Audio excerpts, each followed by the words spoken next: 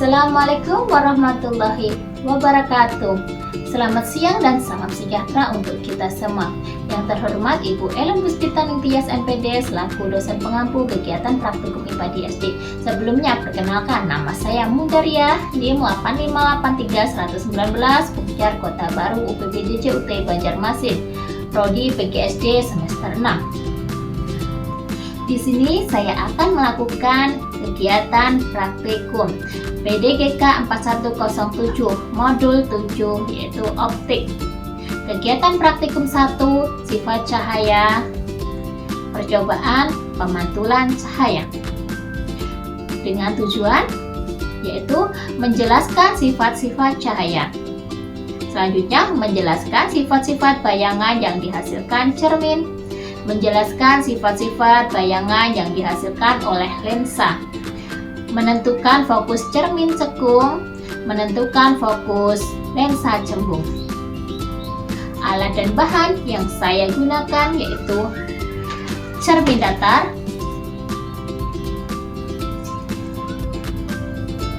cermin cekung, cermin cembung, lampu senter, busur derajat, lilin, laser, celah cahaya, penggaris, tabir atau layar, tabir kertas, kertas putih, dan alat tulis. Prosedur percobaan yang saya lakukan yaitu pemantulan pada cermin datar. Pemantulan pada cermin datar adalah ketika cahaya mengenai permukaan cermin yang rata dan halus, kemudian dipantulkan kembali dengan arah yang teratur. Pada percobaan pertama yaitu susunlah lampu senter dan celah cahaya di depan cermin datar. Pada tahap ini saya menyusun lampu senter dan meletakkan celah cahaya di depan cermin. Tujuannya adalah agar sinar yang mengenai cermin memiliki arah yang jelas sehingga mudah diamati jalurnya. Perubahan arah sinar yang terjadi ketika menyentuh cermin merupakan dasar untuk memahami hukum pemantulan. Dengan susunan ini, cahaya yang datang pada cermin tampak terfokus dan mudah diamati. Langkah kedua yaitu menyalakan lampu senter dan amati dengan baik jalannya berkas cahaya pada saat sebelum dan sesudah mengenai cahaya. Dapat kita lihat sinar datang menuju permukaan cermin lalu dipantulkan kembali dengan menggunakan busur derajat. Sudut datang dan sudut pantul dapat diukur dan terlihat bahwa keduanya memiliki besar yang sama.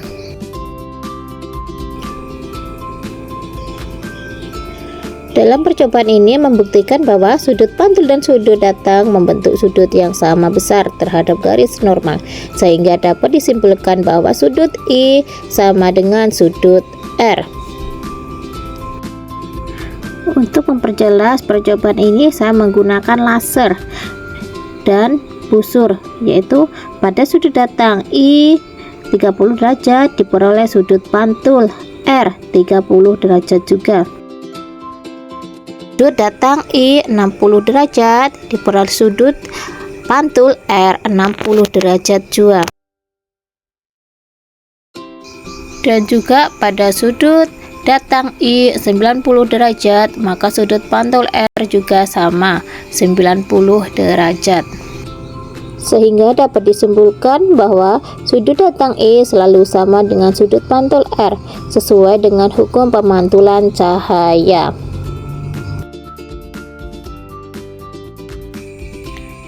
Percobaan selanjutnya yaitu meletakkan sebuah benda. Dalam hal ini saya menggunakan lilin di depan cermin datar dan amati bayangan selama benda itu Anda geser-geserkan di depan cermin datar.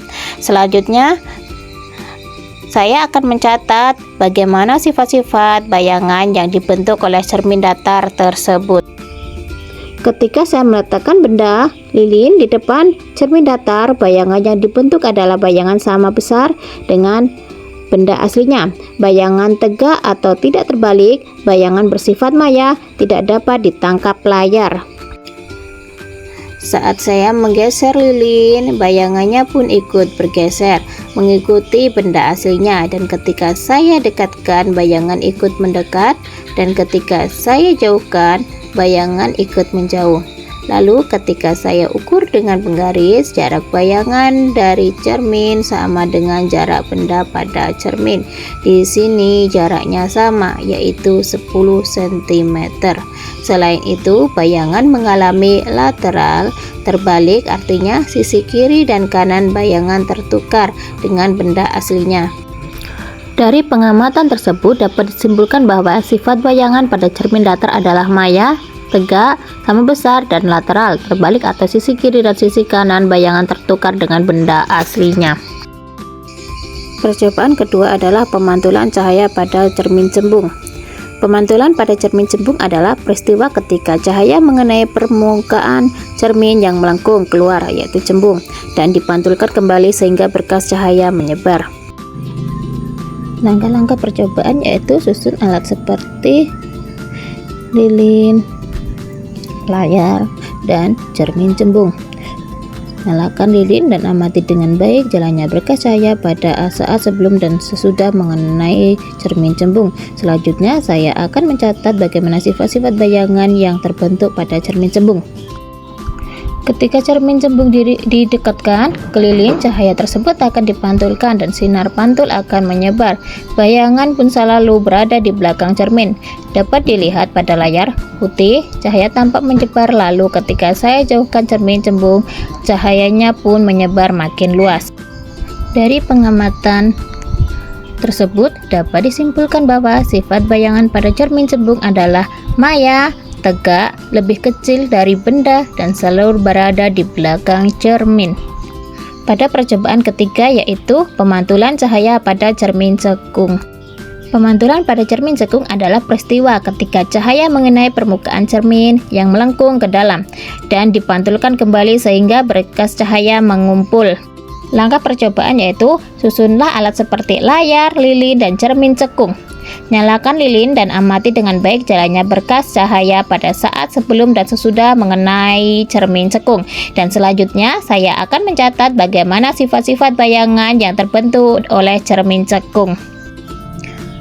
Ketika cermin cekung saya dekatkan ke lilin, dapat dilihat bahwa cahayanya terkumpul dan terfokuskan ke satu titik. Hal ini dikarenakan cermin cekung mengumpulkan dan memfokuskan cahaya. Pada saat cermin didekatkan, terlihat bahwa sifat bayangan yang terbentuk adalah maya, tegak, diperbesar. Lalu saat cermin dijauhkan, bayangan yang terbentuk adalah nyata, terbalik, dan diperkecil.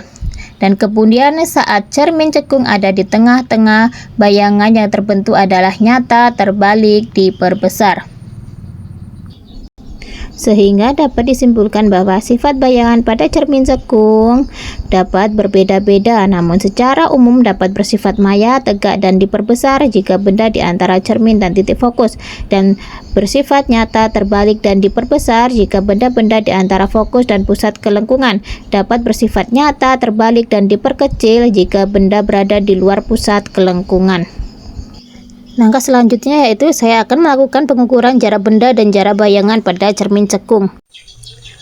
Pada pengukuran pertama, jarak bayangan ke benda 8 cm dan jarak benda ke cermin 4 cm. Selanjutnya, jarak bayangan ke benda 10 cm dan jarak benda ke cermin 5 cm. Selanjutnya, jarak bayangan ke benda 12 cm dan jarak benda ke cermin 6 cm. Selanjutnya lagi, jarak bayangan ke benda 14 cm dan jarak benda ke cermin 7 cm.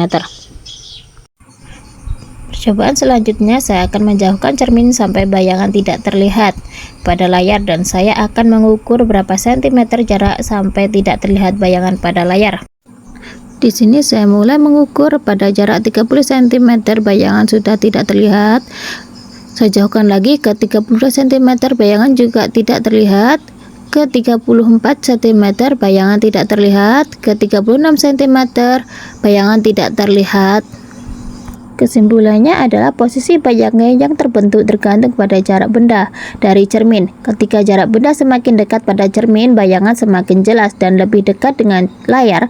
Namun ketika benda dijauhkan pada cermin, bayangan semakin redup dan akhirnya tidak tampak lagi pada layar. Demikianlah hasil percobaan pemantulan cahaya pada cermin datar, cermin cembung, dan cermin cekung. Saya akhiri. Wassalamualaikum warahmatullahi wabarakatuh.